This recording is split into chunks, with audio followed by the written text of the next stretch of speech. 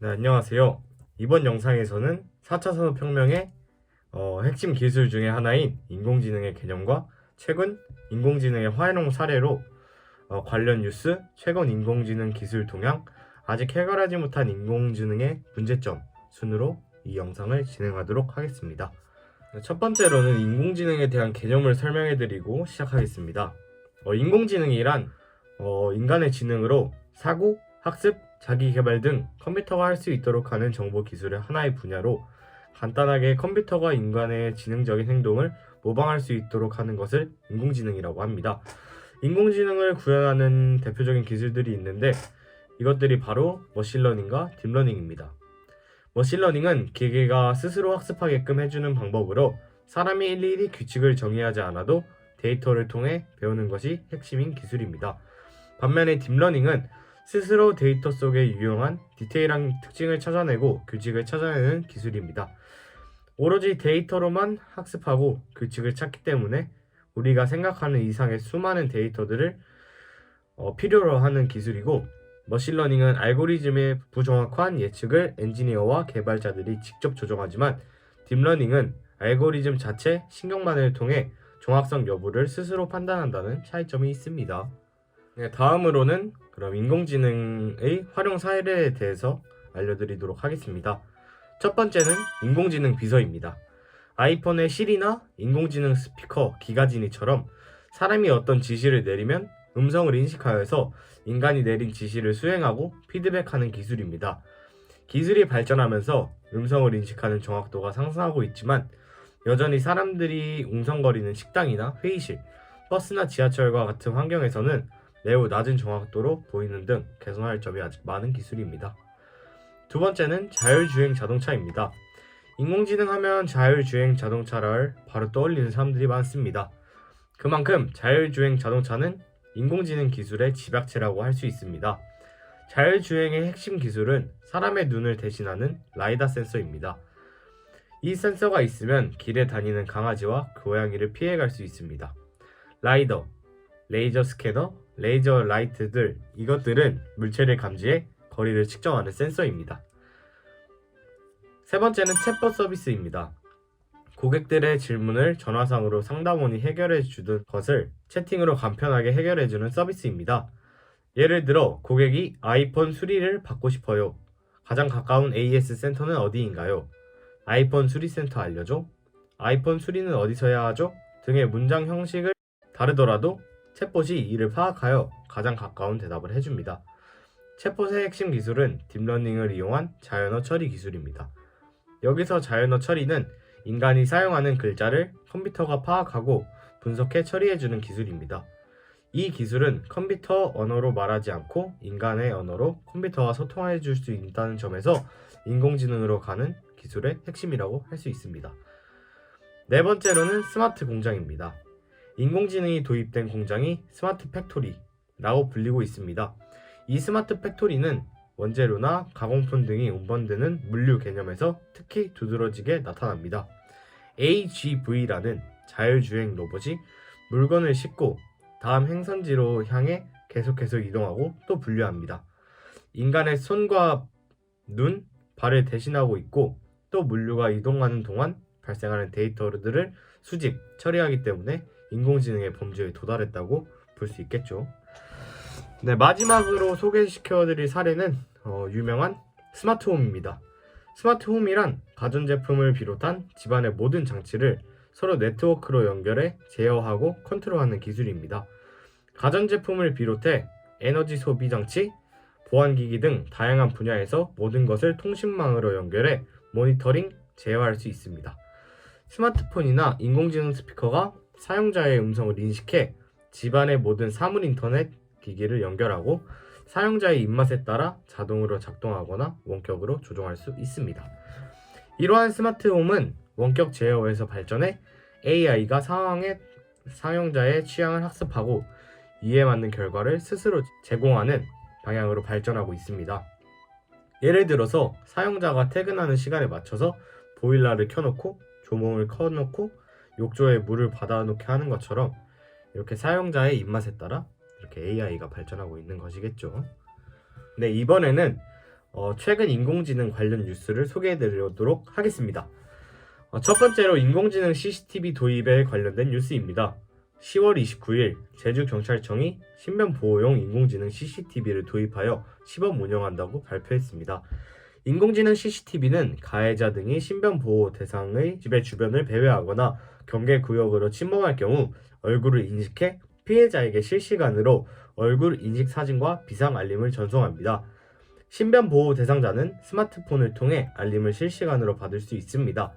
피해자가 가해자의 침입 사실을 112에 신고하거나 미리 지급받은 스마트워치를 통해 긴급 신고하면 경찰서 112 상황실에 가해자의 얼굴 사진을 전송되고 CCTV 영상도 상황실에 실시간 중계됩니다.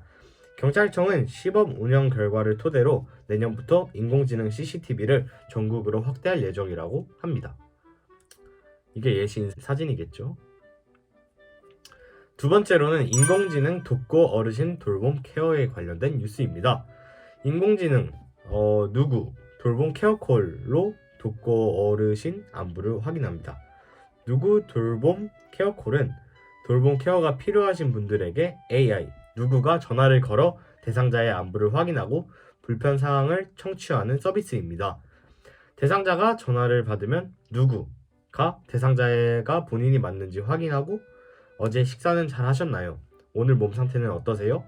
등의 안부 및 건강 상태를 묻고 통화를 종료한 후에 통화 결과와 안부 상태, 기타 불편 사항 등을 모니터링 결과에 지자체에 공유해 돌봄이 필요한 경우 지자체에서 후속 조치할 수 있게끔 돕는 인공지능입니다. 네, 다음은 인공지능 기술의 최근 동향에 대해서 살펴보겠습니다. 첫 번째로는 대규모 모델 GPT-3의 개발인데요. 글로벌 기술 기업들은 대규모 모델을 개발하여 성능을 향상시키고 있다고 합니다. 2020년 6월에는 최대 규모 모델 GPT-3이 공개되었습니다. GPT-3은 언어 모델 인공지능인데 이 인공지능이 거의 모든 대화를 주제에서 자연스럽게 대화가 가능합니다. 의학 분야와 같이 전문적인 분야에서도 대화가 가능하고 온라인 게임과 같이 일상적인 대화도 가능하고 게다가 개발 이후 터진 코로나 관련 대화도 자연스럽게 해냅니다.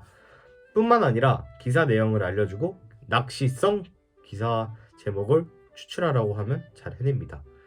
이렇게 사진이 나오겠죠. 이 모델은 아주 많은 양의 데이터를 학습해야 하는데 학습한 방대한 양의 텍스트를 통해 다음 단어를 예측하는 방식으로 학습되었습니다. 텍스트를 입력할 때 키보드 위에 자동 완성 단어가 떠오르는 것처럼 미리 단어를 예측하는 것인데요. 이렇게 정말 놀라울 정도로 사람처럼 대화하는 인공지능은 언뜻 보기에는 문장을 이해하고 생각하는 것처럼 보이기도 하지만 주어진 단어에 따라 통계적으로 가장 어울리는 다음 단어를 생성하는 것일 뿐이라는 비판적인 시선도 있으며 따라서 갑자기 주제와 관련 없는 이야기를 하는 등 문제점과 한계가 있습니다. 두 번째로는 연합학습.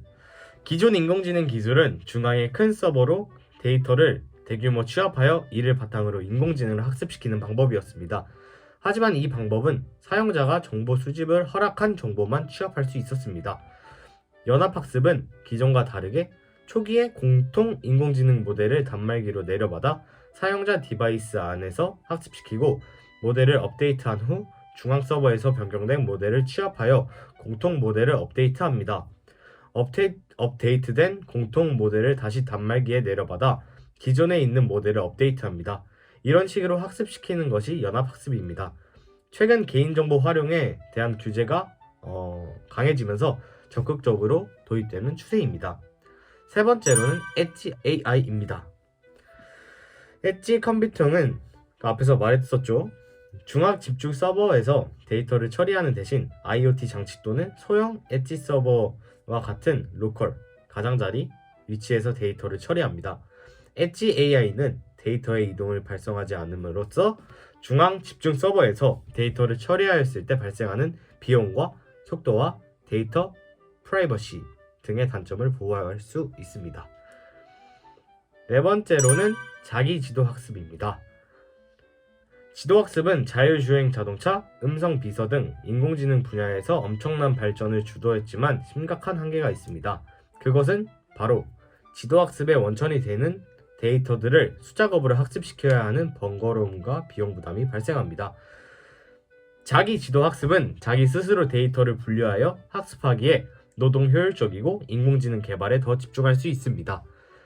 다섯 번째로는 생산적 AI입니다. 생산적 AI는 쉽게 말해 인공지능 컨텐츠를 스스로 창조하는 것입니다. 단순히 데이터를 인지, 판별하는 것을 넘어 입력된 학습 데이터들의 패턴을 익혀 해당 데이터 분포와 유사한 컨텐츠를 생성하는 기술입니다. 이전에 소개한 생성 모델과 같은 것도 이 기술을 활용한 것입니다. 하지만 허위로 신원을 위조하는 등 악용할 수 있는 큰 문제가 발생할 수도 있습니다. 마지막으로는 전이학습입니다. 전이학습은 쉽게 말해서 A가 문제를 풀면서 얻은 지식과 경험을 유사한 B 문제에 적용하는 것입니다. 인공지능을 학습시키는 데 있어 방대한 데이터는 필연적입니다. 하지만 이런 데이터를 수집하고 분류하는 데 많은 비용과 시간과 인력이 필요합니다. 그런 자원을 매번 쏟을 수 없기에 기존의 학습된 모델의 신경망 일부를 재학습하여 원하는 문제에 맞는 모델을 생성하는 전이학습이 생겨났습니다. 앤드류 응은 지도학습 이후에 전이학습이 머신러닝, 즉 인공지능을 학습시키는 기술의 한 종류에서 대세가 될 것이다 라고 말했습니다.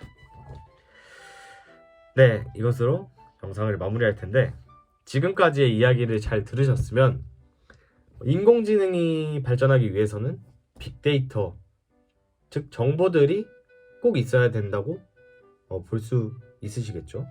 그러니까 데이터를 처리하는 기술도 공부해 보시길 바라겠습니다. 다음 영상에서는 빅데이터에 대해 소개하는 시간을 갖도록 하겠습니다. 감사합니다.